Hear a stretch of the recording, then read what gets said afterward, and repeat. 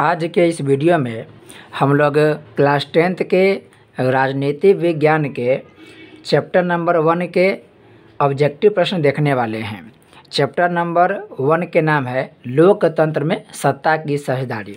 जैसे कि आप देख सकते हैं ये क्लास 10th के भारतीय भवन बुक है, राजनीति शास्त्र की बुक है। आज हम लोग इस चैप्टर के पहला जो चैप्टर है जिसका नाम है लोकतंत्र में सत्ता की भागीदारी, इन सब का वस्तुनिष्ठ प्रश्न देखने वाले हैं। वस्तुनिष्ठ प्रश्न के साथ साथ हम लोग जो सही गलत है, रिक्त स्थान की पूर्ति है और अगर टाइम मिला तो अति लघु उत्तरीय प्रश्न के भी सॉल्यूशन करेंगे।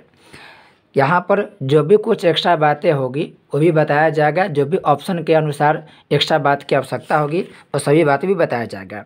ये वीडियो जल्दीबाजी में बनाने जा रहे हैं, इसी वजह से आप देख सकते हैं कि यहाँ पर कुछ प्रश्नों पर इसका मार्क लगा हुआ है। हालांकि इसका मार्क लगने से आप लोग आंसर पर ध्यान ना दे करके जो भी मुख्य बातें बताई जाएगी उस पर ध्यान देने की आवश्यकता है आप लोगों को। तो चलिए शुरू करते हैं इस वीडियो को। पहला प्रश्न है, किस देश को सामाजिक विभेद के कारण विखंडन का सामना करना पड़ा? इसका आंसर है यूगोस्लाविया। देखिए यहाँ पर आंसर में टिक लगाया हुआ है, चूँकि जल्दीबाजी बना रहे हैं, दूसरा बुक जल्दी नहीं मिल पाया है, इस वजह से यहाँ पर हम आंसर देखिए यहाँ पर दिया हुआ है।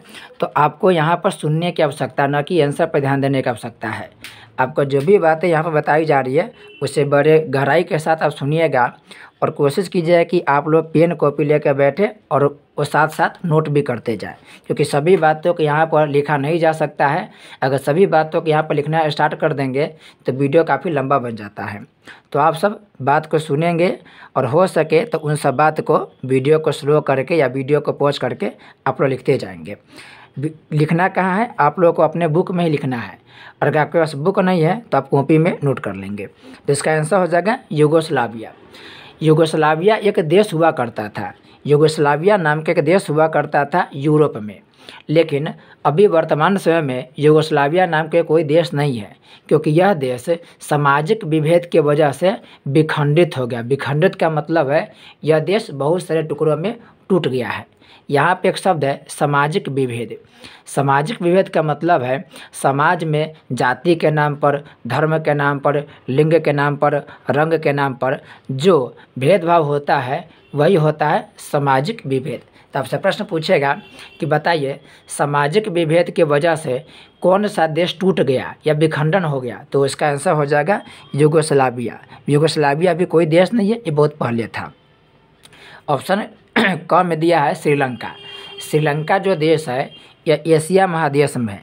भारत के देखेंगे तो भारत के दक्षिण में, जैसे आप भारत के अगर इस नक्शा को आप गौर किए होंगे तो आपको यहीं पर मिलेगा एक देश जिसका नाम है श्रीलंका।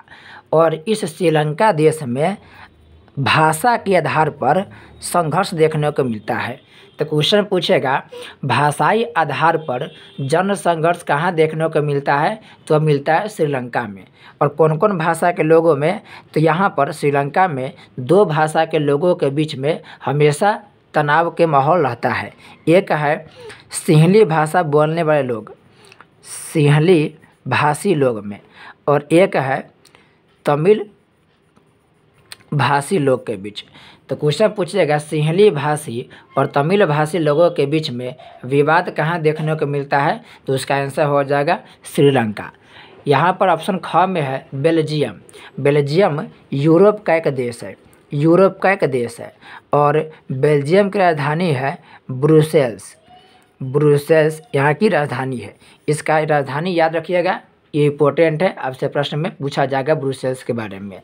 भारत एक धर्मनिरपेक्ष देश है। हालांकि यहाँ भी समाज में आपको अनेक प्रकार की विविधता देखने को मिलता है, और कहीं कहीं पर इसी विविधता की वजह से समाज में कहीं ना कहीं टकराहट देखने को मिल जाता है। इसकी चर्चा आगे हम लोग करेंगे। नेक्स्ट है निम्नलिखित में गलत बयान कौन सा है?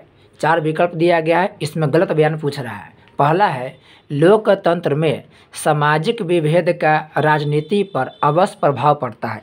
ये बिल्कुल सही बात है, लोकतंत्र में सामाजिक विभेद का राजनीति पर प्रभाव पड़ता है। मतलब क्या होगा, जैसे अब देखते होंगे बहुत ऐसे समाज है, जैसे समाज है तो समाज में अलग अलग जाति के लोग, अलग अलग धर्म के लोग, अलग अलग संप्रदाय के लोग निवास करते हैं। जैसे हमारे देश में देखिएगा तो बहुत ऐसे समाज है जहाँ पर हिंदू भी है, मुस्लिम भी है, सिख भी है, ईसाई भी है, हिंदी बोलने वाले, उर्दू बोलने वाले, तमिल बोलने वाले, तेलुगु बोलने वाले, अलग अलग भाषा बोलने वाले लोग हैं।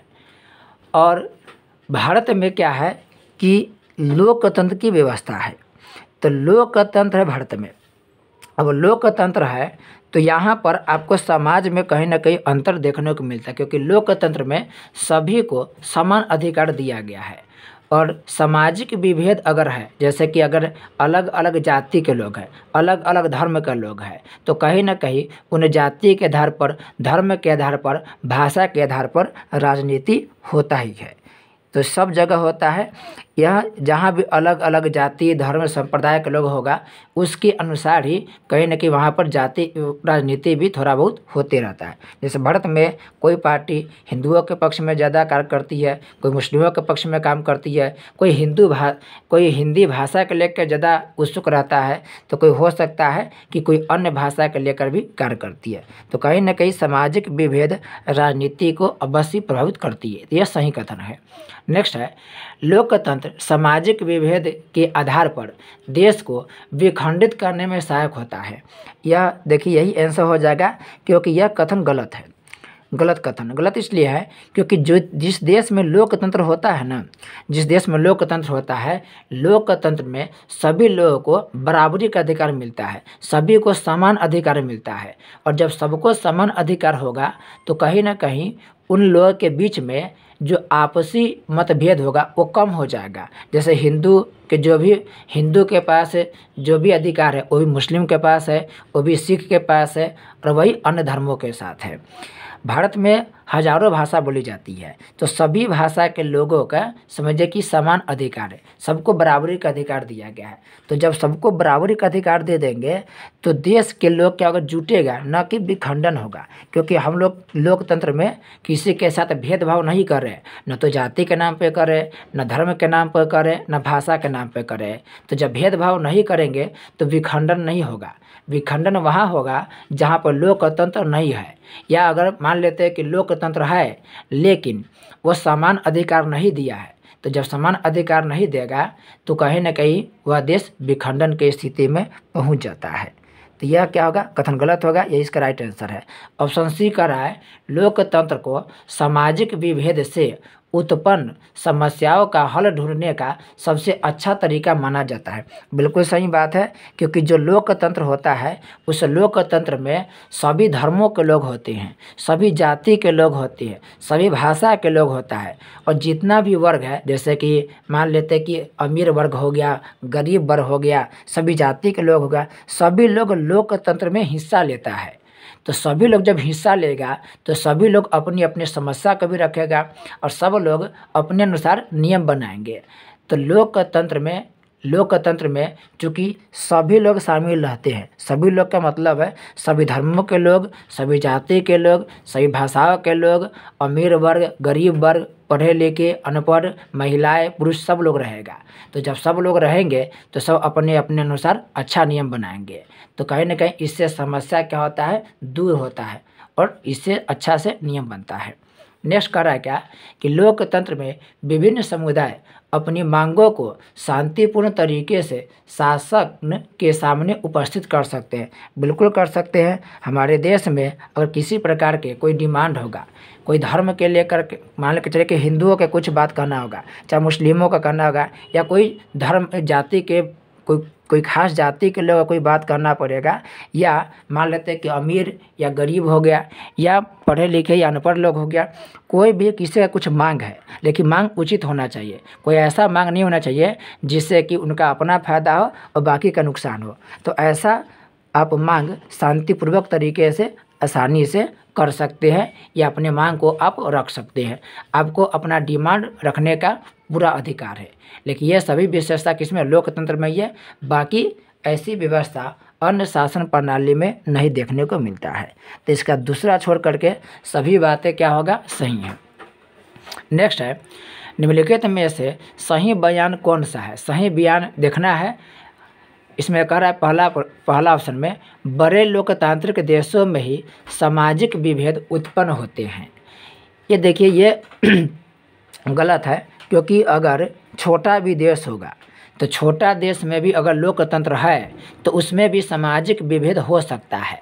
जैसे श्रीलंका देखिए, श्रीलंका एक छोटा देश है और वह लोकतांत्रिक देश है, लेकिन वहाँ भी देखिएगा तो भाषा के आधार पर कहीं ना कहीं लोगों के बीच झगड़ा देखने को मिलता है। सिंहली भाषा के लोग के बीच और तमिल भाषा लोग के बीच वहाँ पर झगड़ा देखने को मिलता है। एग्जाम्पल बहुत है, लेकिन श्रीलंका के एग्जाम्पल परफेक्ट है क्योंकि आपके बुक में वह दिया है। जैसे और भी मान लेते, जैसे मान लेते हैं कि कहने के लिए पाकिस्तान भी क्या है, लोकतंत्र।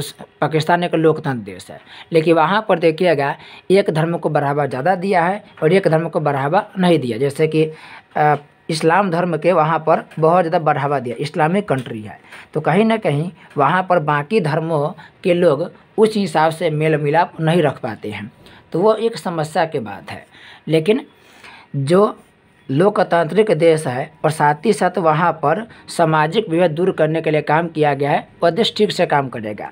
तो चाहे बड़ा लोकतांत्रिक देश हो चाहे छोटा लोकतांत्रिक देश है, उन सब में सामाजिक विभेद देखने को मिल सकता है।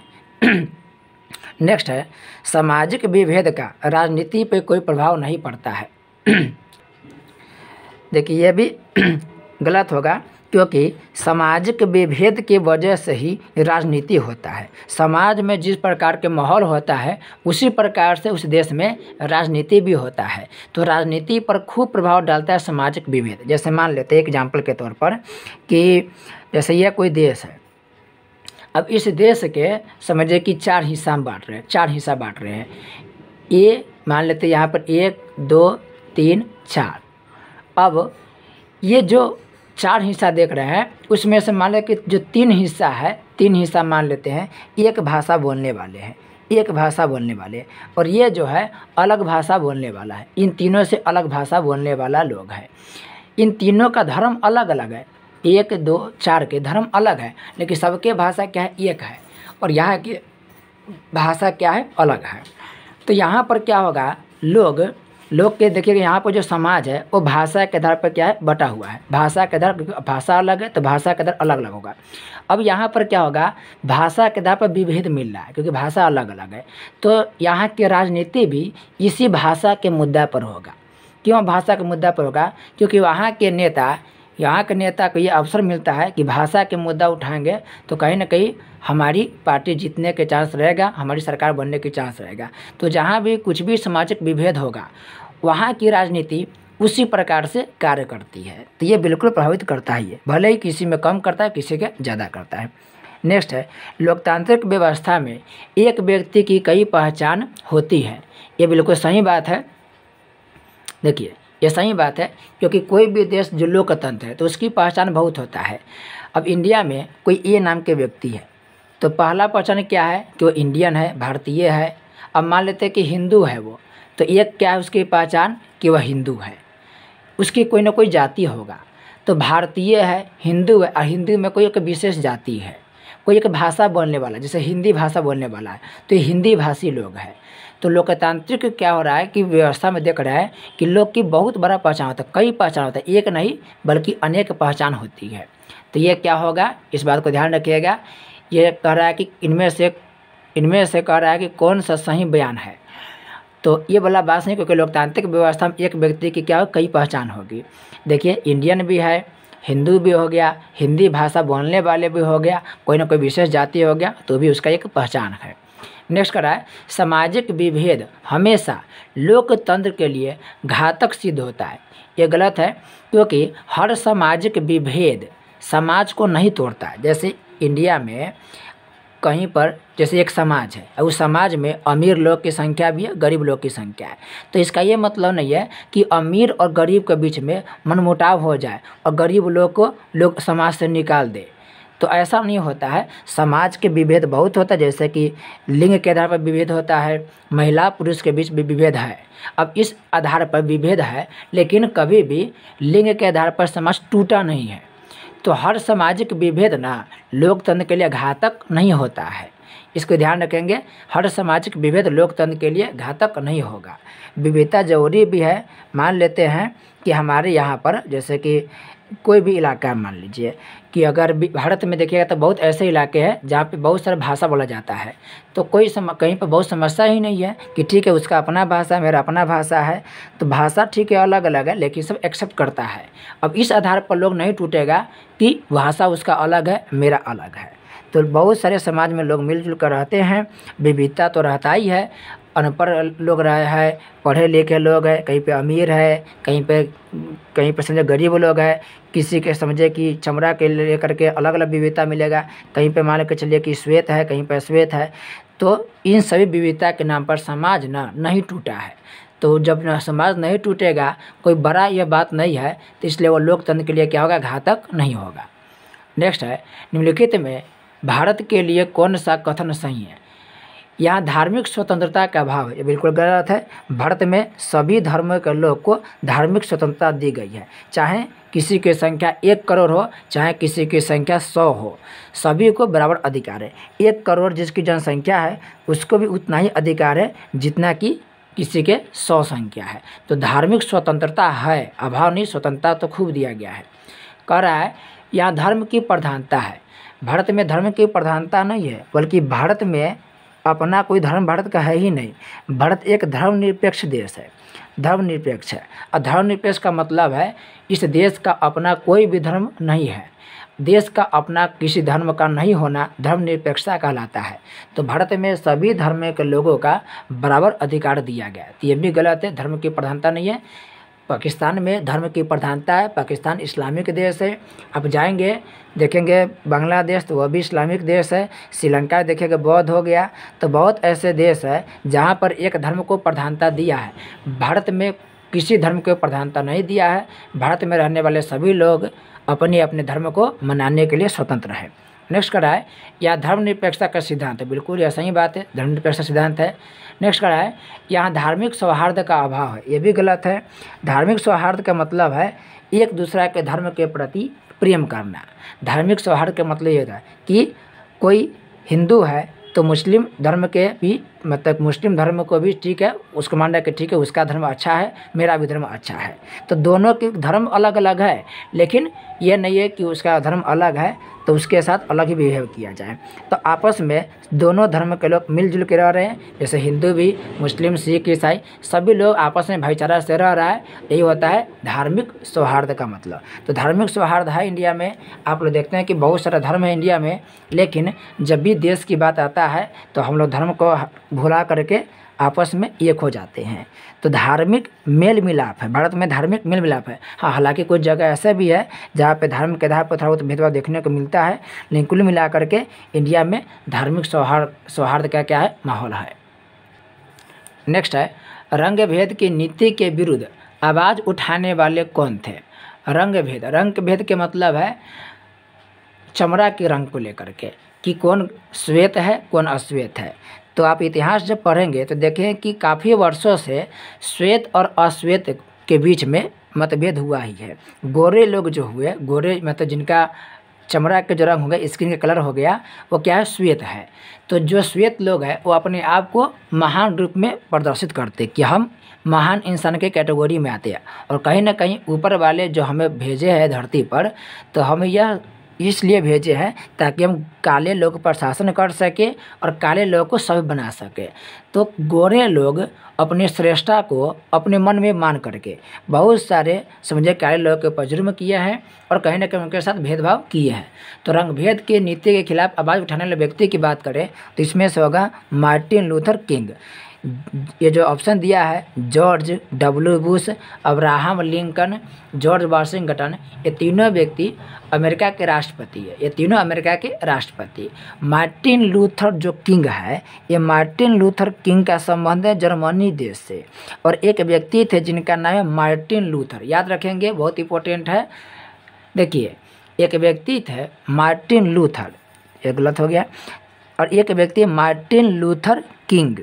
तो मार्टिन जो लूथर थे वो जर्मनी के थे। मार्टिन लूथर कहाँ के थे, जर्मनी के थे। और मार्टिन लूथर किंग जो है वह है अमेरिका, USA अमेरिका।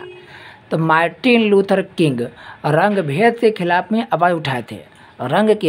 रंग को लेकर जो अमेरिकन लोग भेदभाव करते थे उसके खिलाफ में ये आंदोलन किए थे। मार्टिन लूथर किंग अमेरिका के थे और ये अश्वेत नेता थे। अश्वेत को अधिकार दिलाने के लिए ये आंदोलन किए थे, अश्वेत नेता थे और इनका संबंध कहाँ से, अमेरिका के। लेकिन मार्टिन लूथर की बात करें तो मार्टिन लूथर जर्मनी के थे और मार्टिन लूथर प्रोटेस्टेंट धर्म बनाए थे।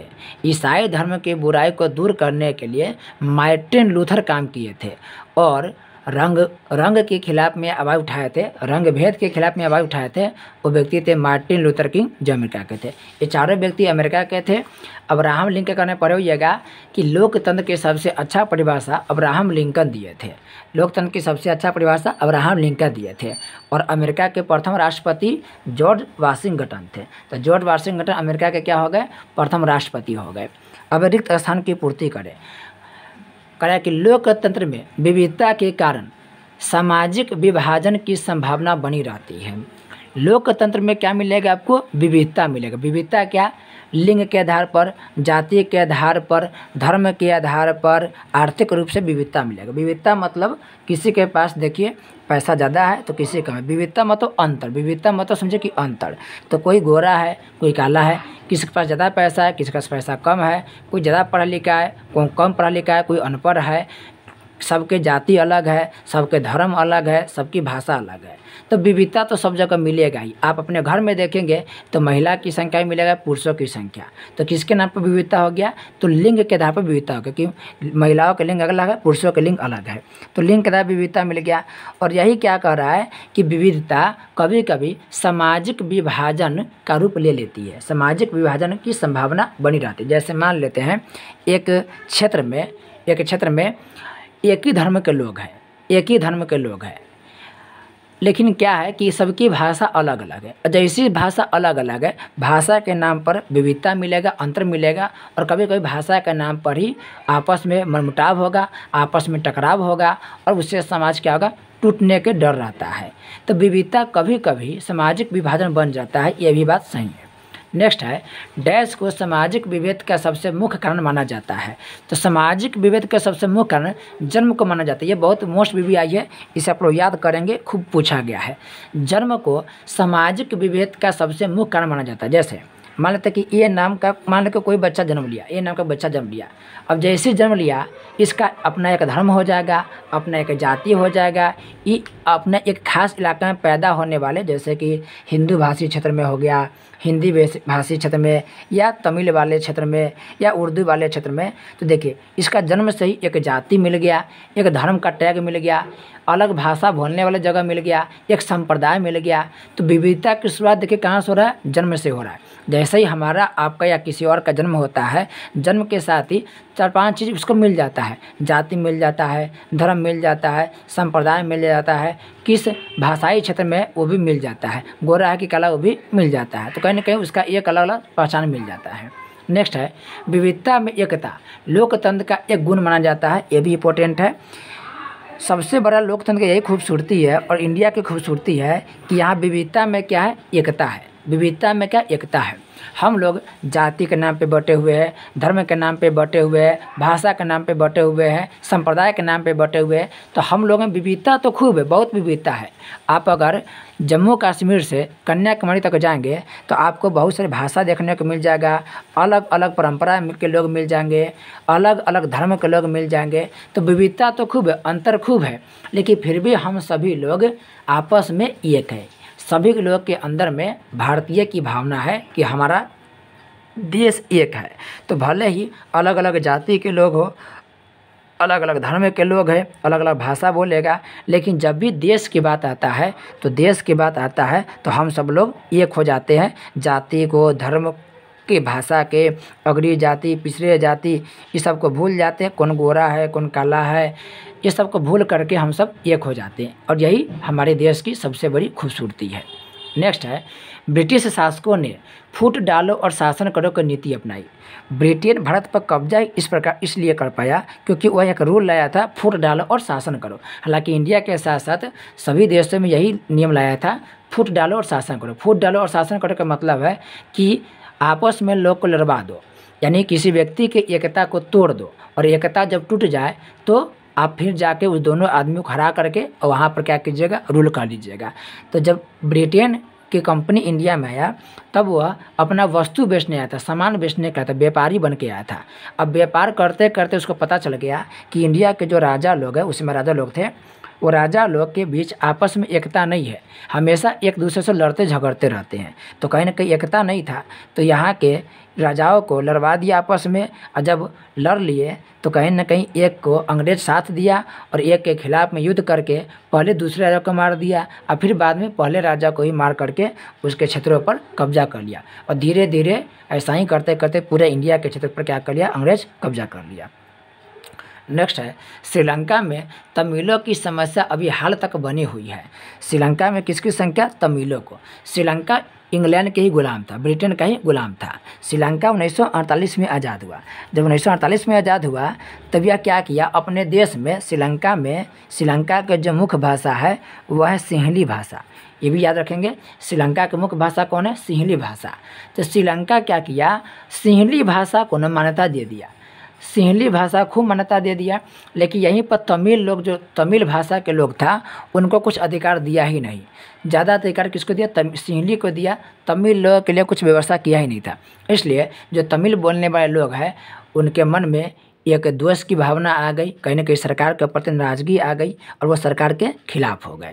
तो तमिल भाषा बोलने वाले लोग सरकार के खिलाफ में आ गए और कहीं ना कहीं सरकार के वो लोग साजिश सरकार के खिलाफ में काम करते हैं। तमिल लोग एक आतंकवादी ग्रुप बनाया जिसका नाम है लिट्टे। तो क्वेश्चन पूछता है श्रीलंका में कौन से आतंकवादी ग्रुप काम करता है, तो लिट्टे। ये लिट्टे क्या करता है, तो तमिल लोगों के ग्रुप के नाम है और ये चाहता है कि श्रीलंका में तमिल लोगों को भी अधिकार दिया जाए। ये तमिल कौन है, तो जो तमिलनाडु क्षेत्र है इंडिया के, और इंडिया के तमिलनाडु क्षेत्र से बहुत पहले श्रीलंका ये लोग चले गए थे। तमिलनाडु के बहुत सारे मजदूर लोग, जब अंग्रेज का ही शासन था श्रीलंका में, तो तमिलनाडु से बहुत लोग जो तमिल बोलने वाले लोग थे वो श्रीलंका में चले गए और बाद में वो लोग वहीं बस गए। तो ये चाहते थे कि देश आज़ाद हुआ है तो हमें भी अधिकार दे, सरकारी नौकरी में अधिकार दे, जो भी नेता वगैरह बने, मंत्री वगैरह चुनाव लड़े तो हमें भी अधिकार दे। लेकिन इनके बात को नहीं सुना गया, सिंहली लोग को मान्यता दिया, इसको नहीं दिया, इसलिए इन दोनों के बीच में आज भी झगड़ा देखने को मिलता है।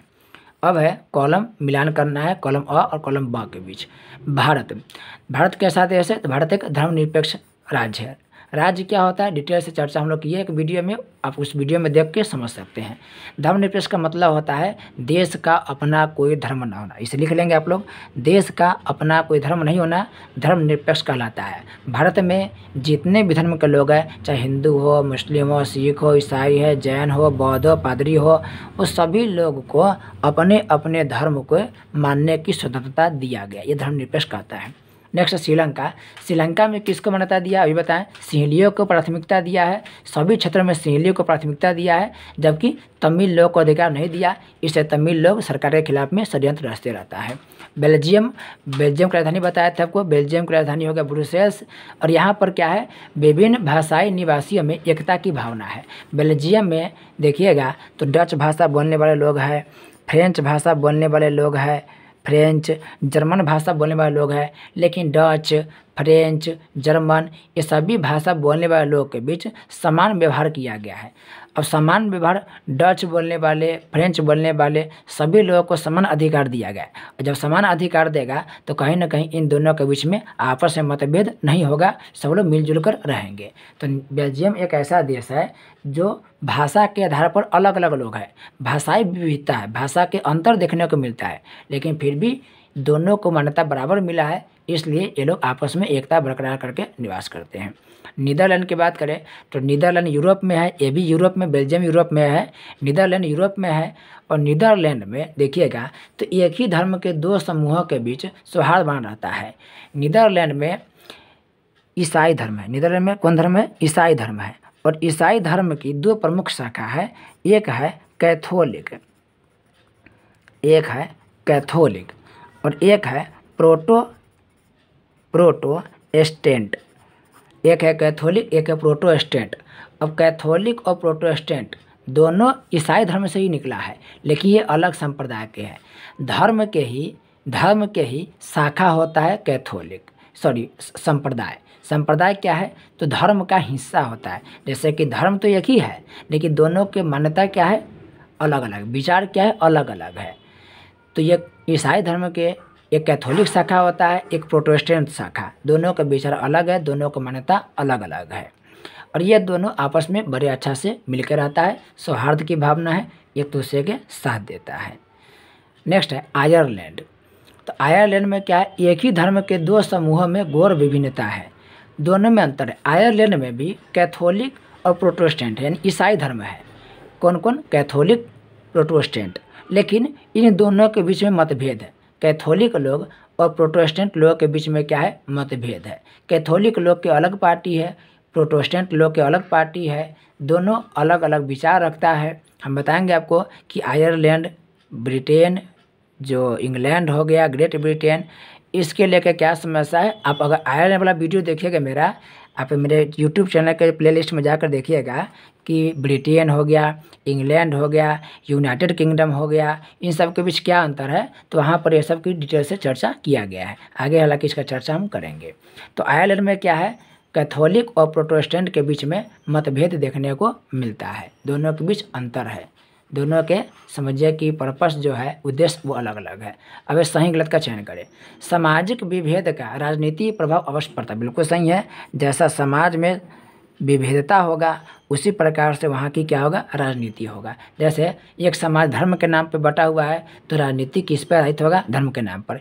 एक समाज जाति के नाम पे बटा होगा तो जाति के नाम पर क्या होगा? राजनीति होगा। एक समाज भाषा के नाम पर अगर विविधता होगा, अंतर होगा, तो वहाँ पर भाषा के नाम पर राजनीति होगा। नेक्स्ट है भारत में सर्वधर्म समन्वय कभी देखने को नहीं मिला, बिल्कुल गलत बात है। भारत में सर्वधर्म समन्वय, हमारे देश में जितने भी धर्म के लोग हैं सभी लोग क्या है जी? एक साथ मिलजुल कर रहते हैं।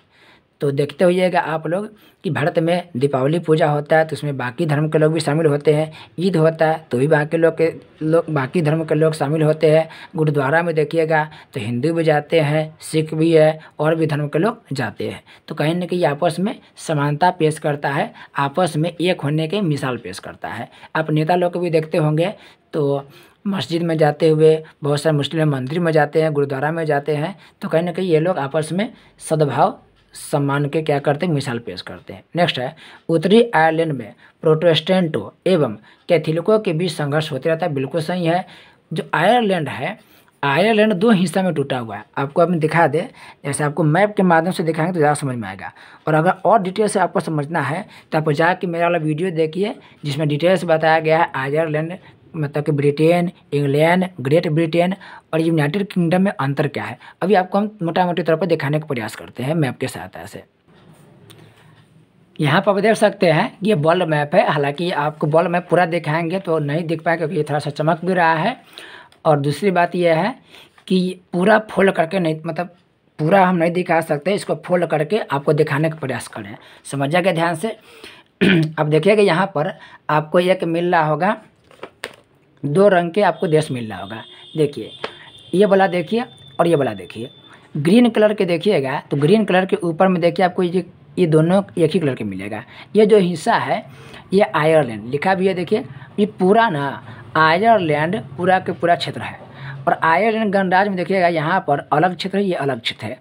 ये जो इलाका है ये उत्तरी आयरलैंड, उत्तर आयरलैंड लिखा हुआ है देखिए यहाँ पर। और ये है आयरलैंड गणराज्य, तो ये अलग है और ये अलग है। ये वाला जो हिस्सा आयरलैंड का वो इसमें मिला हुआ है, इन लोगों के साथ मिला हुआ है। और ये अलग है, ये अलग है और ये इसी का हिस्सा होते हुए भी ये लोग इसके ग्रुप का पार्ट है। आप मेरा वाला वीडियो देखेगा तो अच्छा समझ में आएगा। और समझिए इसमें क्या है। ये जो ऊपर में देख रहे हैं उत्तरी आयरलैंड, यहाँ पे प्रोटेस्टेंट धर्म है। प्रोटेस्टेंट है ईसाई धर्म है, लेकिन ईसाई में कौन? प्रोटेस्टेंट। और यहाँ पर क्या है? तो कैथोलिक धर्म है। अब ये चाहता है कि ये वाला हिस्सा इसी में मिल कर रहे, इसके साथ छोड़ दे, इसके साथ ही मिल जाए। जबकि ये चाहता है कि नहीं हम इसी के साथ ही मिले रहे, और ये इसी के साथ मिल के रह रहा है। तो यहाँ के देखिए, यहाँ के प्रोटेस्टेंट धर्म है और यहाँ पर क्या है? कैथोलिक धर्म है। प्रोटेस्टेंट धर्म वाला जो यहाँ के क्षेत्र है, यहाँ पर एक पार्टी यूनियन पार्टी और यहाँ पर कैथोलिक पार्टी है, उसका नाम है नेशनलिज्म पार्टी। तो ये दोनों धर्म, देखिए धर्म एक ही है, संप्रदाय अलग अलग है, और दोनों के अपना अपना अलग अलग पार्टी है, दोनों के सिद्धांत भी एक है। ये चाहता है कि इसमें मिले और ये चाहता कि नहीं हम इसी के साथ मिलकर रहें। तो ये समस्या देखने को यहाँ पे मिलता है। धर्म एक है लेकिन धर्म के जो संप्रदाय है, अंग है, उसके नाम पर विविधता देखने को मिलता रहता है। अब नेक्स्ट यहाँ पर है यूगोस्लाविया का विखंडन सामाजिक विभेद का परिणाम। बिल्कुल सही है।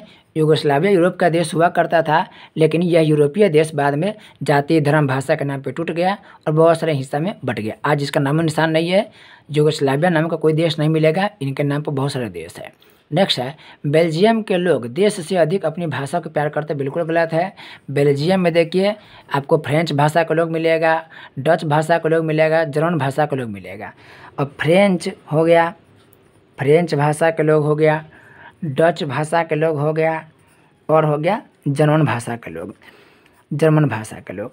अब तीनों के ना बराबर अधिकार दे दिया। जब अधिकार बराबर दे देगा तो कहीं ना कहीं इन सब के बीच में कोई भी परेशानी नहीं होगा, आपस में असमानता है ही नहीं, तो लोग मिलजुल कर रहते हैं और कहीं ना कहीं देश के हित के लिए ये लोग काम करते हैं। तो ये जो स्टेटमेंट है ये गलत होगा।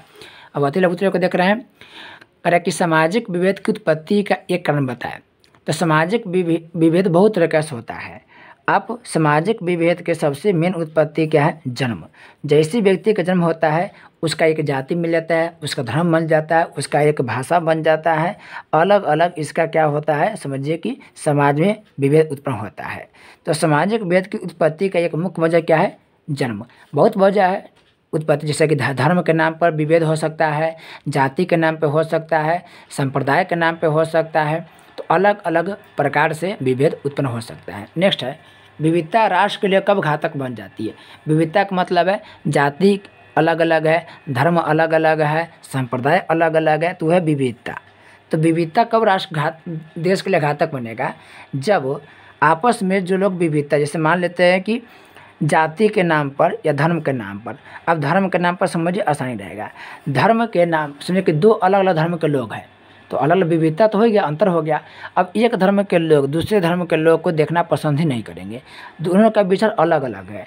और क्या होगा कि यही कभी विचार इतना बड़ा रूप ले लेगा कि देश कोई तोड़ देगा कि नहीं मेरा धर्म अलग है, मेरा धर्म सबसे अच्छा है, तो हमें एक अलग क्षेत्र चाहिए। और कभी कभी उसके नाम पर देश का बंटवारा हो जाता है। जैसे भारत और पाकिस्तान का बंटवारा हुआ वो धर्म के ही नाम पे हुआ। अब एक आप भाषा भी समझिए, भाषा के एग्जाम्पल। अब पाकिस्तान बन गया अलग देश, भारत से टूट करके पाकिस्तान अलग देश बन गया, लेकिन पाकिस्तान को देखेंगे तो पाकिस्तान दो जगह बना था। आज जो बांग्लादेश है वो भी पाकिस्तान का हिस्सा हुआ करता था। तो बांग्लादेश भी इस्लामिक देश अभी भी है और पाकिस्तान भी इस्लामिक देश है। तो बांग्लादेश और पाकिस्तान जब 1947 में अलग हुआ था, दोनों एक ही साथ था, तो दोनों का धर्म तो एक था लेकिन भाषा दोनों का क्या था? अलग अलग था। तो वहाँ पे भाषा के नाम पर क्या विविधता था, और यही भाषा के नाम पर विविधता इतना बड़ा हुआ, इतना लोगों के बीच में समझिए कि अब द्वेष उत्पन्न हो गया, द्वेष उत्पन्न हो गया कि वो लोग भाषा के नाम पर लड़ बैठा और इसी के नाम पर वो अलग अलग देश ही बन गया। तो आज वर्तमान में देखिए बांग्लादेश अलग देश बन चुका है, पाकिस्तान पहले से तो अलग ही था। तो भाषा के नाम पर देखिए अलग हो गया। आप लिखिए क्या कि जब विविधता बड़े रूप धारण कर लेता है और वो सभी विविधता को पीछे छोड़ देता है तो राष्ट्र के लिए घातक बन जाता है, क्योंकि उस विविधता की वजह से राष्ट्र टूट जाती है, राष्ट्र को बंटने के खतरा रहता है। तब विविधता जब बड़े रूप धारण ले लेती है, विविधता इतना बड़ा रूप ले लेती है कि वह देश के बारे में नहीं सोच पाती है, तो वह देश के लिए घातक बन जाता है। नेक्स्ट है भारत में सर्वधर्म समन्वय का एक उदाहरण प्रस्तुत करें। अब बहुत उदाहरण लिख सकते हैं, जैसे मान लीजिए कि भारत में जो हिंदू लोग हैं वो मुस्लिमों के समझिए कि त्यौहार में शामिल होते हैं, मुस्लिम लोग हिंदुओं के त्यौहार में शामिल होते हैं, सिख लोग के समझिए कि जो गुरुद्वारा है उसमें हिंदू लोग जाते हैं, मुस्लिम लोग जाते हैं। तो यही ना समन्वय के उदाहरण है, क्योंकि कहीं ना कहीं वो लोग एक दूसरे के धर्म का सम्मान कर रहे हैं, आपस में भाईचारे का भावना निभा रहे हैं। तो आप ये सब लिख सकते हैं कि आज इंडिया में देखिएगा तो सभी धर्म के लोग अलग अलग सभी धर्मों के त्यौहार में शामिल हो रहे हैं, सभी के समझिए कि पूजा स्थल पे जा रहे हैं, तीर्थ स्थल पर जा रहे हैं, एक दूसरे के सहयोग करें। जैसे आप देखेंगे यूपी में, तो यूपी में क्या होता है कि जब भी कांवड़ लेकर हिंदू लोग जाते हैं तो वहाँ पर मुस्लिम समाज के लोग क्या करते हैं, उन लोग को मतलब फल वगैरह शरबत वगैरह पिलाते हैं। तो अभी कहीं ना कहीं दूसरे धर्म के होते हुए भी दूसरे धर्म के लोगों के लिए काम कर रहे हैं। कोलकाता में देखिएगा बहुत ऐसे मुस्लिम लोग हैं जो दुर्गा जी की मूर्ति बना रहे बहुत लंबे समय से। बहुत ऐसे हिंदू लोग हैं जो समझिए कि मुस्लिम लोगों के हज करने के लिए अपने पैसे से खर्च देते हैं कि जाइए हज करके आइए। तो कहीं ना कहीं एक दूसरे के धर्म के बीच सहयोग की भावना है, आपस में मिले जुले हुए हैं। नेक्स्ट है, उत्तरी आयरलैंड में एक ही धर्म के दो समूहों का प्रतिनिधित्व करने वाली दो राजनीतिक पार्टियों के नाम लिखे। अभी बताएं आपको, दो पार्टी है वहाँ पर उत्तरी आयरलैंड में। एक है यूनियन पार्टी या यूनियन राजनीतिक दल लिख सकते हैं, और एक नेशनलिस्ट पार्टी, नेशनलिस्ट पार्टी। तो ये जो यूनियन पार्टी है, ये यूनियन पार्टी प्रोटेस्टेंट धर्म के समर्थक है, और ये जो नेशनलिस्ट पार्टी है ये कैथोलिक धर्म के क्या है, समर्थक है। नेक्स्ट है, सामाजिक विभेदों की राजनीति का एक अच्छा परिणाम बताएं। जहाँ सामाजिक विभेद है, सामाजिक जैसे कि जाति के नाम पर है, तो अलग जाति के नाम पर है, धर्म के नाम पर है, भाषा के नाम पर है, तो क्या होगा, उस सभी लोग अपने अपने विविधता के आधार पर, जैसे कि अलग अलग जाति के लोग हैं तो अलग अलग जाति के लोग को लेकर के लोग राजनीति करेगा। उससे क्या होता है कि सभी लोग राजनीति में सक्रिय हो जाते हैं, सभी अपने अधिकारों की बात करने लगते हैं। जैसे महिला हो गया, पुरुष हो गए, ये लिंग के आधार पर दोनों में अंतर है, तो महिला भी अपनी आवाज़ उठाएगी। राजनीतिक दल महिलाओं के समझिए कि अधिकार के लिए बात चलाएगी। तो कभी कभी क्या होता है कि विविधता की वजह से बाकी धर्मों के लोग के, जाति के लोग के, सभी वर्गों के लोग के राजनीति में शामिल हो जाते हैं, उनका हिस्सेदारी मिल जाता है, और कहीं ना कहीं उनकी आवश्यकता भी पूरा हो जाता है, उनको बहुत से अधिकार भी प्रदान हो जाते हैं। तो ये सामाजिक विभेद का क्या है, एक अच्छा परिणाम है। तो इस तरीक़े से क्या हुआ कि अब यहाँ पर लघु उत्तरीय प्रश्न है, तो लघु उत्तरीय प्रश्न अभी नहीं देखे क्योंकि लंबा टाइम हो जाता है वीडियो बनाने में। तो आप लोग यहाँ पर देखें सभी पहला चैप्टर के लघु उत्तरीय प्रश्न तक। आपका काम क्या है कि अगर वीडियो आपको फास्ट लग रहा है कि तेज़ी से हम बोल रहे हैं, तब वीडियो को स्लो करने का ऑप्शन आता है यूट्यूब पर, आप वहां से स्लो करके देख सकते हैं, या आप 2 बार वीडियो को स्लो करके देखिएगा तो एक बात समझ में आ जाएगा। जो चीज़ आपको नहीं समझ में आया उसे आप एक बार फिर से सुनिए और रिकॉल कीजिए अपने अंदर में, फिर से देखिए कि हमें वो आया कि नहीं आया। थोड़ा सा ये मतलब कि अलग टाइप से कुछ चैप्टर लगता है, बहुत बच्चों को समझ में नहीं आता है, लेकिन आपको ना जो भी यहाँ पर बात बताई गई है बस उसे आसानी से मतलब उसे क्या कि सुनिए ठीक तरीक़े से, और उसको अपने अंदर एक दो बार रिपीट कीजिए कि यह बात क्या हुआ है, उसे समझने की कोशिश कीजिए। और जहाँ हम ठीक लगा कि ये इम्पोर्टेंट प्रश्न है, ये इम्पोर्टेंट बात है, तो वहाँ पर आप लोग ध्यान दीजिए। जैसे कि यहाँ पर हम बोले तमिल के बारे में चर्चा किए हैं, यहाँ पर आपको हम बताया कि जन्म के मेन आधार है विविधता में एकता। तो जहाँ पर टिक मार्क लगा है वो भी बात का कॉपी में नोट कर लेंगे, या आपके पास भारतीय वन का बुक है तो वहीं पर आप लोग लिख लेंगे। आपको यह वीडियो कैसा लगा इसे कमेंट सेक्शन में जाके अवश्य इसे बताएंगे, इसमें क्या सुधार की आवश्यकता है, और आगे आप क्या क्या वीडियो पसंद, क्या कौन टॉपिक वीडियो चाहते हैं उसे भी आप लोग कमेंट कर सकते हैं। आप निश्चित रूप से कमेंट करेंगे, क्योंकि कमेंट से क्या होता है हमें पता चलता है कि ये जो वीडियो बनाया जा रहा है वो वास्तव में कारगर सिद्ध हो रहा है कि नहीं हो रहा है। तो आप लोग कमेंट सेक्शन में बताएंगे कि इस वीडियो में कहाँ पर सुधार की आवश्यकता है, उससे के अनुसार और भी काम किया जाएगा। तो मिलते हैं एक नए वीडियो के साथ, तब तक के लिए आपका बहुत बहुत धन्यवाद।